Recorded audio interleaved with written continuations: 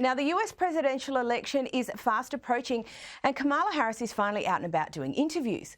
Well, I say interviews, but they're more like word cuddles on camera, like this one with Stephen Colbert.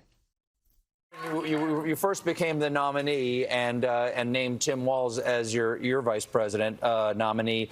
People were calling it the vibe election. All the vibes were all good. But elections, I think, are won on vibes because one of the old saws is they just want somebody they can have a beer with. So would you like to have a beer with me so I can tell people what that's like? Okay. This was... Now, we asked ahead of time because I can't just be giving a drink to the Vice President of the United States without asking. You asked for Miller High Life. You asked for Miller High Life. I'm just curious. Okay, the last time I had beer was at a baseball game with Doug. Okay, so cheers. Okay, cheers. There you go.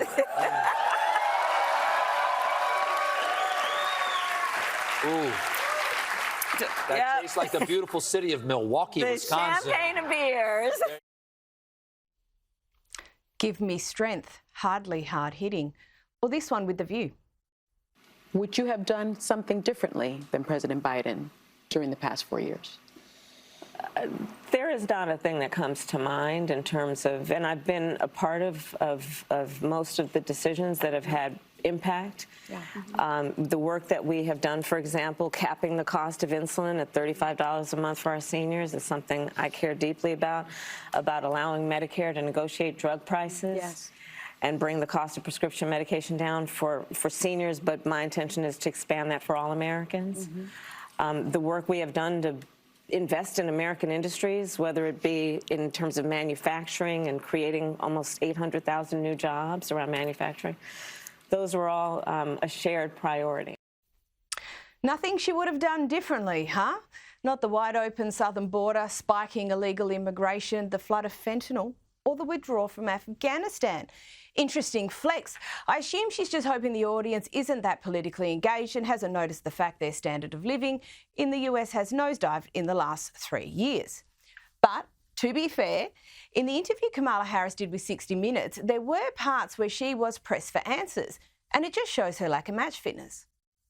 I've been covering the border for years, and so I know this is not a problem that started with your administration. Correct. But there was an historic flood of undocumented immigrants coming across the border the first 3 years of your administration. As a matter of fact, arrivals quadrupled from the last year of President Trump. Was it a mistake to loosen the immigration policies as much as you did? It's a long-standing problem, and solutions are at hand. And from day one, literally, we have been offering solutions. But what I was asking was it a mistake to kind of allow that flood to happen in the first place? I think the policies that we have been proposing are about fixing a problem, not promoting a problem. Okay. But the numbers did quadruple. And the numbers today, because of what we have done, we have cut the flow of illegal immigration by half. But should you have done that? We have cut the flow of fentanyl by half, but we need Congress to be able to act to actually fix the problem.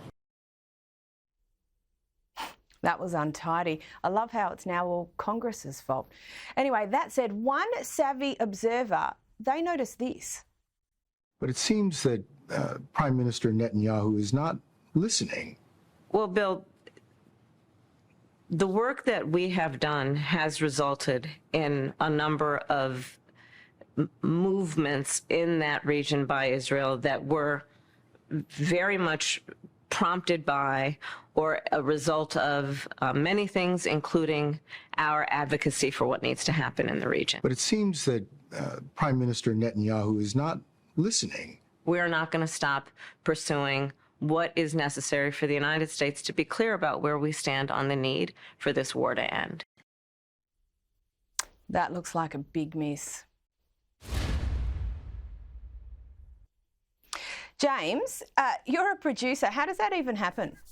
It happens because CBS appear to have put their personal advocacy at such a centre point of their thinking that they're very happy to become Kamala's PR team. But there's a bigger issue here, which is that even with what appears to be selective editing, and even with the friendliest interviews that she can possibly have, these are still awful answers from an unserious candidate. I mean, the clip you just played there, I wrote it down.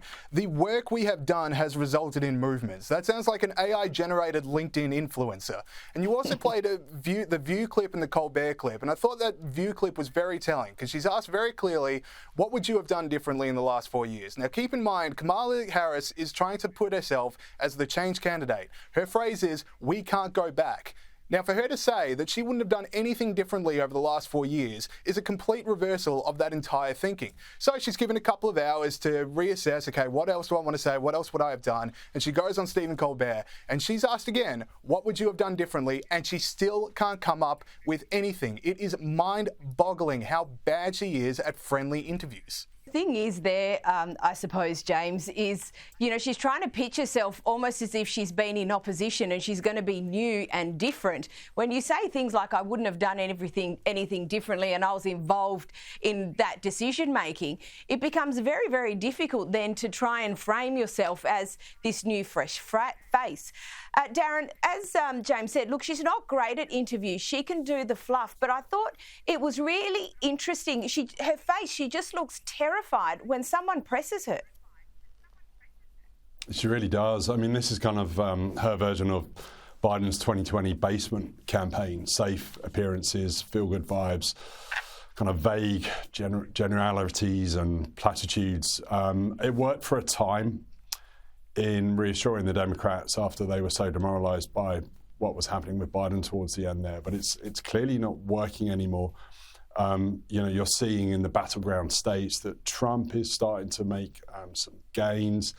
It looks like she's plateaued in the polls for the first time after having that nice big spike after she became the nominee. But I think what it kind of shows is that she's captive to the hard left of the party and her party's policies, much like Biden. And that's a big flaw because many of those policies are very unpopular with voters. So I think this is a bit of a turning point. And as you say, it's incredible that she can't even answer these questions with her sympathizers in the American media, which is pretty much most of the media in America. It's incredibly left-leaning. Absolutely.